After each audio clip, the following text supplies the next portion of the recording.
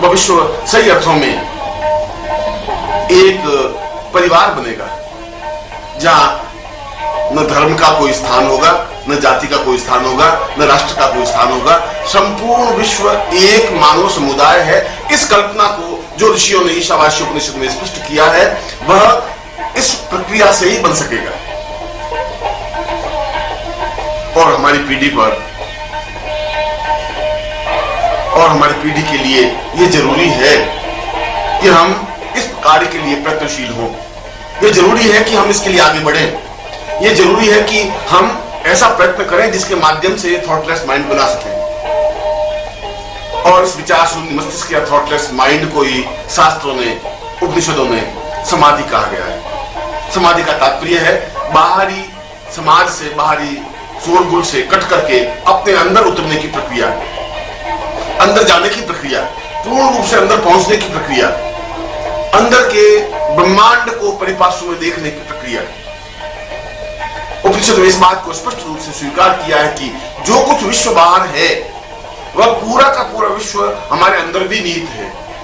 जो कुछ विश्व या ब्रह्मांड बाहर आपको दिखाई दे रहा है, सूर्य, चंद्र, तारे, मनुष्य, राष्ट्र, वे संपूर्ण राष्ट्र और वे संपूर्ण मनुष्य और सूर्य, चंद्र, नक्षत्र, ग्रह और तारे, वे सब कुछ हमारे अंदर ज्यों के त्यों स्पष्ट रूप से हैं।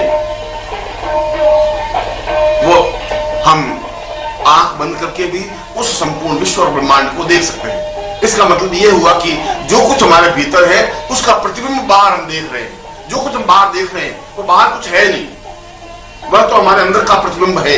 हमारे अंदर जो कुछ ब्रह्मांड है उस ब्रह्मांड को हम बाहर देख पाते हैं। हमारे अंदर जो सूर्य, चंद्र और तारे उदित होते हैं, उनका एक छायांकन जब बाहर आंखों के माध्यम से होता है तब हम देख पाते हैं। बाहर न सूर्य है, न चंद्रमा है, न तारे हैं, न नक्षत्र है, न ग्रह है, न पृथ्वी है और न राष्ट्र है। यह केवल आंखों के माध्यम से ही देखा जा सकता है। और यदि आंखें बंद कर दे तो हम नहीं देख सकते। इसका मतलब हुआ कि आंखों के माध्यम से कोई चीज बाहर निकलती है जिसको हम देख पाते हैं। जिनकी आंखें बंद हैं वे इस देश को, इस सूर्य को, इस चंद्रमा को, इस गगन को नहीं देख पाते, नहीं देख पाते। इसका मतलब है कि जो कुछ अंदर था वो बंद हो गया, वो बाहर निकलने की प्रक्रिया रही नहीं। जब बाहर निकलने की प्रक्रिया नहीं रही तब देखने की प्रक्रिया भी समाप्त कर दी। इसलिए शास्त्रों ने कहा है कि बाहर देखने की अपेक्षा यदि हम अंदर देख सकें तो यह ज्यादा प्रामाणिक होगा, ज्यादा स्पष्ट होगा, ज्यादा सही होगा, ज्यादा यथार्थ होगा। क्योंकि जो कुछ बाहर है, वह चाहे हमारी पत्नी हो, चाहे हमारा पुत्र हो, चाहे बंधु हो, चाहे बांधव हो, चाहे रिश्तेदार हो, वह चाहे देश हो, चाहे राष्ट्र हो, चाहे विश्व हो, वह चाहे प्रकृति हो, चाहे वसंत ऋतु हो, चाहे सूर्य हो, चाहे चंद्रमा हो, गगन हो, तारे हो, नक्षत्र हो, जो कुछ भी बाहर हमें दिखाई दे रहा है, जो कुछ बाहर है, वह सब कुछ हमारे घट के भीतर, हृदय के भीतर स्थापित है।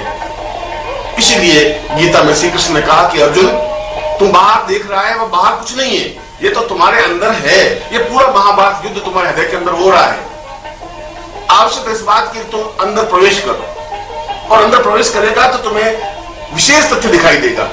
यह दिखाई देगा कि जो तुम महाभारत युद्ध में इस समय, इस क्षण देख रहे हो, वह पूरा का पूरा महाभारत, वे योद्धा, वह भीष्म पितामह, वह दुर्योधन, सब कुछ तुम्हारे हृदय के अंदर तुम्हें दिखाई देंगे, खड़े हुए दिखाई भी देंगे। मगर साथ साथ यह भी स्पष्ट होगा कि इनकी भविष्यता क्या है, इनका भविष्य क्या है, क्या होने वाला है। बाहर हम जो देखते हैं वह तो केवल जो है वही दिखाई देता है, मगर घट के अंदर जो कुछ है वह तो दिखाई देता ही है। इसके साथ साथ यह भी दिखाई देता है कि ऐसा क्यों हो रहा है, यह भी दिखाई देगा कि इसका परिणाम क्या होगा, यह भी दिखाई देगा कि इसका समापन कहां होगा। इसलिए घट के भीतर देखने की क्रिया, हृदय के भीतर देखने की क्रिया अपने आप में एक अहम मान्यता है, एक श्रेष्ठता है, एक अद्वितीयता है। हम अंदर कैसे देख सकते हैं, हम अंदर कैसे प्रवेश कर सकते हैं? क्या कोई ऐसी युक्ति, क्या कोई ऐसी तरकीब, क्या कोई ऐसी प्रक्रिया है जिसके वजह से, जिसके तरीके से हम अंदर प्रवेश कर सकें? इस अंदर प्रवेश करने की क्रिया को समाधि कहा गया है। और इसके 7 चरण हैं, 7 बिंदु हैं, 7 तथ्य हैं। उन 7 तथ्यों पर चलकर हम अंदर प्रवेश कर सकते हैं। और जहां 7वें द्वार पर हम पहुंचते हैं, जहां हम 7वें बिंदु पर पहुंचते हैं, वही संपूर्ण ब्रह्मांड हमारे सामने साकार स्पष्ट दिखाई देता है। इसलिए इसलिए ये जरूरी है कि हम एक एक द्वार से अंदर प्रवेश करते जाएं, हम अंदर देखते रहें। इस अंदर जाने की प्रक्रिया को समाधि कहा गया है। इसलिए समाधि का तात्पर्य आंख बंद कर देने को समाधि नहीं कहते हैं। समाधि का तात्पर्य बिल्कुल निश्चल भाव से बैठे रहने की क्रिया को समाधि नहीं कहते हैं। समाधि का तात्पर्य है कि हम बाहरी संसार से कट करके अंदर एक एक द्वार पर अंदर की ओर जाएं और उस सातवें द्वार तक पहुंचे, उस सातवें लोक तक पहुंचते हैं, उस सातवें बिंदु तक पहुंचे जहां पर अखंड आनंद है, जहां पर ब्रह्मांड अपने आप में पूरे पार्श्व में फैला हुआ है। जो कुछ हम बाहर देख रहे हैं वह सब कुछ हम अंदर देख सकें। और बाहर देखने की प्रक्रिया तो एक छोटी सी प्रक्रिया है। हमारी आंख जितनी दूरी तक देखती है उतनी दूरी तक ही देख सकती है। अच्छे से अच्छे और श्रेष्ठ से श्रेष्ठ आदमी की आंख 500 फीट से ज्यादा दूरी तक नहीं देख सकती। इसका मतलब हुआ कि 1 मील दूर बैठी कोई घटना को हम नहीं देख पा रहे हैं। 5 मील दूर कोई घटना घटित हो रही है तो हम देख नहीं पा रहे हैं। और जब वो नहीं देख पा रहे हैं तो पूरे ब्रह्मांड में क्या क्या घटनाएं घटित होती हैं देखने का सवाल ही नहीं पैदा होता। इसलिए आंखें हमारा बहुत ज्यादा साथ नहीं देती। मगर यदि हम अपने अंदर प्रवेश करके उस पूरे ब्रह्मांड को देखें तो एक ही दृष्टि में हम पूरे ब्रह्मांड को एक साथ देख सकते हैं। उदाहरण के लिए जिस प्रकार से यहां बैठे बैठे संपूर्ण भारतवर्ष को हमारी आंखें नहीं देख सकती, मगर यदि भारतवर्ष को एक कागज पर एक नक्शे के रूप में उतारें और यह स्पष्ट करें कि राजस्थान है या कश्मीर है या मध्य प्रदेश है या उत्तर प्रदेश है, तो हमारी आंखें उस पूरे भारतवर्ष को एक साथ देख सकेगी। ठीक उसी प्रकार से हम बाहरी दृष्टि में संपूर्ण ब्रह्मांड को नहीं देख सकते, परंतु यदि हम अंदर प्रवेश करते हैं, यदि हम सातों द्वार को उल्लंघन करके सातों द्वारों तक पहुंच करके ब्रह्मांड तक पहुंचते हैं तो पूरे ब्रह्मांड को हम एक साथ देख सकते हैं। और जब पूरे ब्रह्मांड को एक साथ देख सकते हैं तो ब्रह्मांड में कहां क्या घटना घटित हो रही है हम एक क्षण में अनुभव कर सकते हैं। यहाँ बैठे बैठे सूर्य लोक में क्या हो रहा है, चंद्र लोक में क्या हो रहा है, नक्षत्र लोक में क्या हो रहा है, गंधर्व लोक में क्या हो रहा है, अमेरिका में, इंग्लैंड में या किस स्थान पर क्या घटना घटित हो रही है, यह हम बिल्कुल यहाँ बैठे बैठे एक क्षण में ही देख सकते हैं। और यह भी देख सकते हैं कि इस घटना का इफेक्ट, इस घटना का परिणाम क्या होने वाला है। अंदर के उस ब्रह्मांड को देखने से यह सबसे बड़ा लाभ है कि जहां उसको संपूर्णता के साथ देखा जा सकता है वहां इसके परिणामों के बारे में भी निर्णय लिया जा सकता है। अपने सामने बिल्कुल स्पष्ट साकार हो जाएगा कि यह आगे जाके घटना इस रूप में खड़ी होगी। और यदि वह घटना प्रतिकूल है तो उसमें हस्तक्षेप करके उसको अनुकूल बनाया जा सकता है। इसीलिए अंदर प्रवेश करके उस पूर्णता के साथ देख लेने की प्रक्रिया को जीवन का सर्वोच्च उपाय बताया गया है। इसीलिए समाधि को जीवन का पूर्ण हेतु, पूर्ण चिंतन, पूर्ण विचारधारा स्पष्ट की गई है।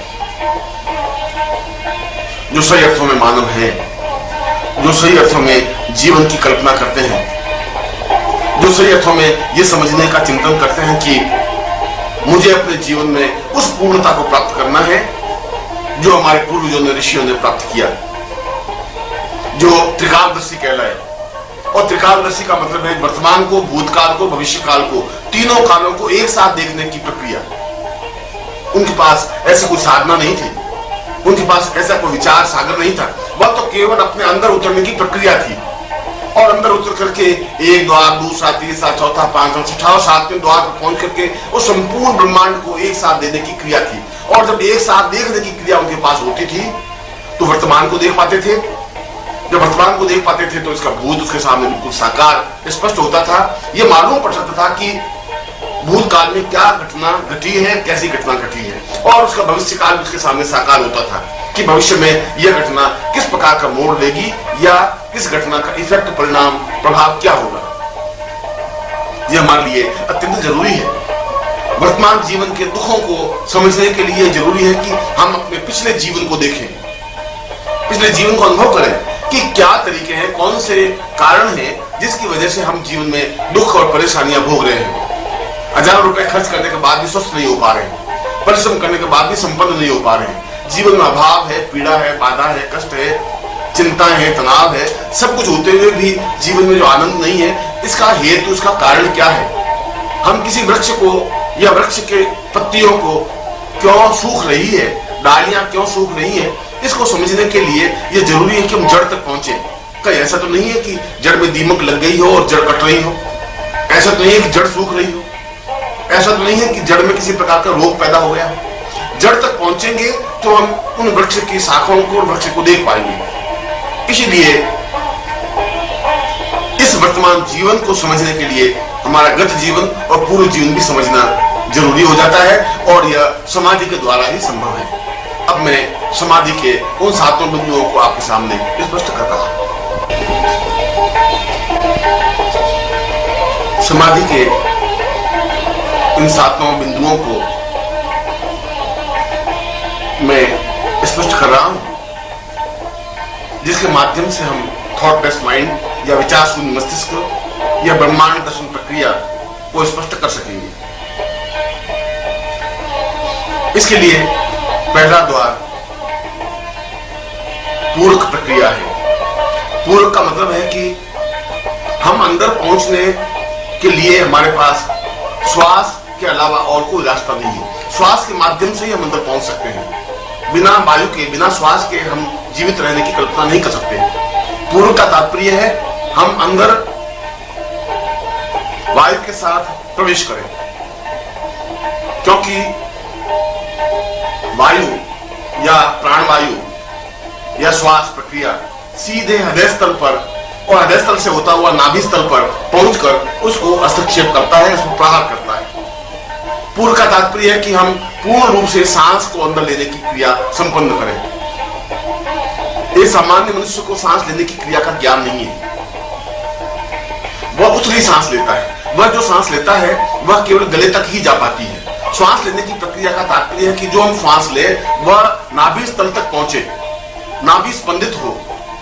यदि आपने 2 महीने के बच्चे को नींद में सोते हुए देखा हो तो आपको लगेगा कि जो सांस ले रहा है तो नाभि उसकी बराबर स्पंदित होती रहती है, धड़कती रहती है। परंतु मनुष्य यदि नींद लेता है तो नाभि पर कोई स्पंदन नहीं होता। इसका तात्पर्य यह हुआ कि उसको श्वास लेने की क्रिया का ज्ञान ही नहीं है, या वो जो श्वास लेता है वह उथला है, छिछला है, कम है। वह केवल गले तक ही श्वास जा पाता है। इसलिए पूरक का तात्पर्य है कि हम जोरों से सांस लें, गहराई के साथ सांस लें। हमारे कंठ से लगा करके नाभि तक सैकड़ों प्रकार का मल और जाले जमे हुए हैं। सैकड़ों प्रकार का कफ, थूक जमा होने की वजह से उसको भेद करके श्वास अंदर नहीं जा पाता, मगर वह कफ और वो जो जाले जमे हुए हैं उनको वायु के माध्यम से ही, प्रहार के माध्यम से ही दूर कर सकेंगे और धीरे धीरे श्वास अंदर जाने की प्रक्रिया करेगा। इसलिए पूर्व का तात्पर्य है कि जोरों से सांस लेना या गहरी सांस लेना। इस गहरी सांस लेने की क्रिया के लिए भी यह जरूरी है कि पहले बाएं नथुने से सांस ले, फिर दाएं नथुने से सांस ले, फिर वापस बाएं नथुने से सांस ले, फिर वापस दाएं नथुने से सांस ले। इसलिए कि इन दोनों श्वास लेने की प्रक्रियाओं का अंदर प्रयोग अलग अलग रूप में है। जब बाएं नथुने से सांस लेते हैं तो पूरी हमारी भाव तंत्री जागृत होती है, चेतना तंत्री जागृत होती है। और जब दाहिने नथुने से सांस लेते हैं तो अंदर जितना भी हमारा द्वार है वह खुलने की प्रक्रिया प्रारंभ होती है। इसलिए दोनों नथुनों से बारी बारी से सांस लेने से बारी बारी से भाव संचालित होते हैं। यह जीवन की एक विशेष प्रक्रिया है, यह जीवन की श्रेष्ठ प्रक्रिया है। हम पहले दाहिने नथुने को अपनी उंगली से दबा लें और बाएं नथुने से बहुत जोरों से सांस लें। इतने जोरों से सांस लें कि हम जितना ज्यादा सांस ले सके लें, और वह सांस लेकर के हम उस बाएं नथुने को बंद कर दें और जो बाएं नथुने से सांस लिया है उसको दाहिने नथुने से वापस बाहर निकालें। यहां पर 3 प्रक्रिया हुई। एक तो हमने दाहिने नथुने को बंद किया,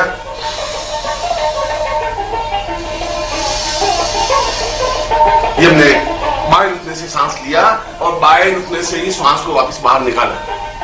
दूसरी बार में बाएं नथुना हम अंगूठे से बंद करेंगे और दाहिने नथुने से सांस लेंगे और दाहिने नथुने से ही श्वास को बाहर निकालेंगे। बस श्वास बहुत गहराई के साथ लेंगे।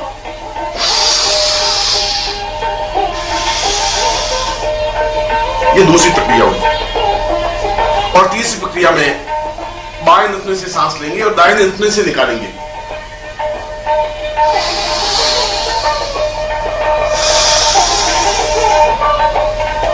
प्रक्रिया में दाहिने नुक्ते से सांस लेंगे और बाएं नुक्ते से बाहर निकालेंगे।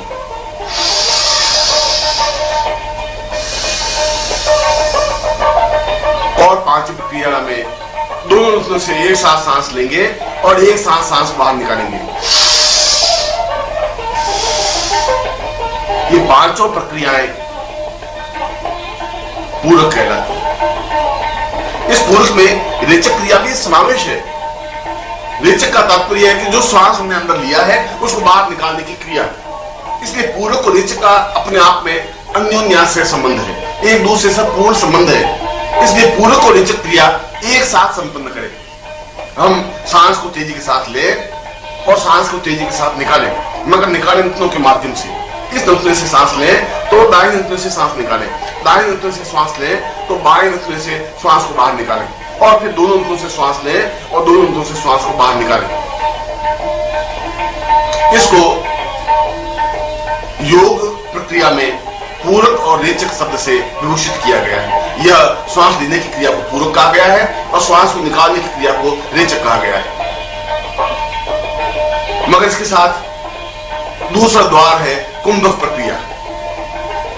कुंभक प्रक्रिया का तात्पर्य जो हम श्वास अंदर ले उसको अंदर रोक दे, और जितना ज्यादा समय तक रोके रहे उसको कुंभक कहते हैं। और कुंभक में न श्वास फिर वापस लिया जाता है, न श्वास को बाहर निकाला जाता है।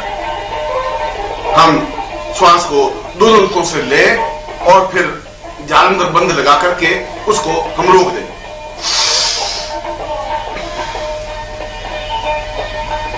जालंधर बंद का तात्पर्य है इस हिचकी को इस गले की ठुड्डी पर रोक दें। जब गले की ठुड्डी पर रोकेंगे तो अंदर का श्वास बाहर निकलने की क्रिया संपन्न नहीं कर सकेगा और अंदर का श्वास अंदर बना रहेगा। जब अंदर का श्वास अंदर बना रहता है तो वह अंदर बहुत तेजी से प्रक्रिया करता है, बहुत तेजी से घूमता है। वह घूमता है तो अंदर जितने भी गंदगी है, जितने भी जाले हैं, जितने भी द्वार बंद हैं, उन द्वारों पर जोरों से प्रहार होता है।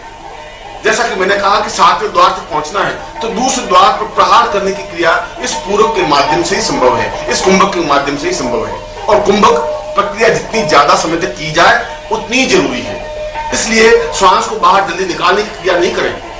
और जब हम कुंभक करेंगे तो दो घटनाएं घटेंगी। एक तो हमारा चेहरा पूर्ण रूप से लाल सुर्ख हो जाएगा, इसलिए कि हम श्वास बाहर निकाल नहीं रहे हैं और अंदर पूरी एक वेग, एक आग, एक चिंगारी पैदा हो रही है। और धीरे धीरे दूसरी क्रिया ये होगी कि हमारा पेट फूलने लगेगा। और पेट फूलने का तात्पर्य है हमारी नाड़ियों में